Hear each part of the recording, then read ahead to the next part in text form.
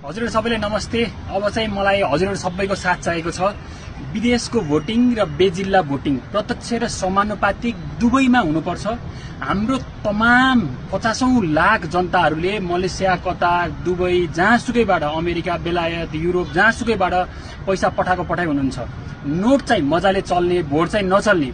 नेपाल भरि तपाई लगभग 70% घरधुरीहरू विदेशबाट पैसा पठाएर मात्रै चलिरहेको छ हैन।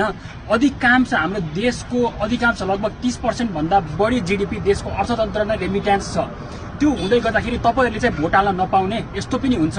तपाईहरुको अधिकारको हामी लागिरहेका छौं। यसको लागि सरकारलाई हामीले दबाब दिनै पर्ने छ। अब हामीले सडकबाट संघर्ष गर्नुपर्ने छ। त्यसको लागि हामी अनसन बस्नुपर्छ भने अनसनको लागि पनि हामी तयार छौं।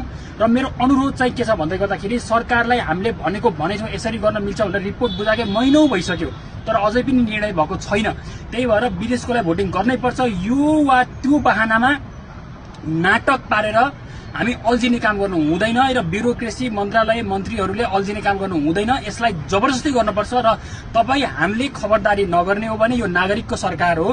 तपाई हामीले खबरदारी नगर्ने हो भने यो हुन नसक्ने सम्भावनाहरू धेरै छ।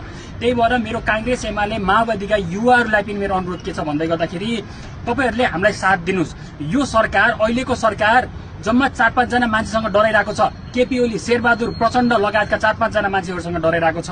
अब मेरो कांग्रेसका युवाहरूलाई अनुरोध छ, तपाईहरु आन्तरिक लोकतन्त्र हुनुपर्छ कि पर्दैन? कांग्रेस एमाले माओवादी भित्र हाम्रो देशमा यो 5-7 जनाले हामी 3 करोड जनतालाई समातेर राखेका छन्, हल्लिन दिएका छैनन्। त्यही भएर कांग्रेस एमाले माओवादी हामी स्वतन्त्र युवाहरू सबै युवाहरू मिलेर विद्रोह गरौं। कांग्रेस भित्र पनि सफा गरौं, बुढाहरूलाई सफा गरौं, माओवादी भित्र पनि सफा गरौं, एमाले भित्र पनि सफा गरौं। हामीले छिट्टै आन्दोलन गर्छौं, छिट्टै अनसन बस्छौं यसको लागि।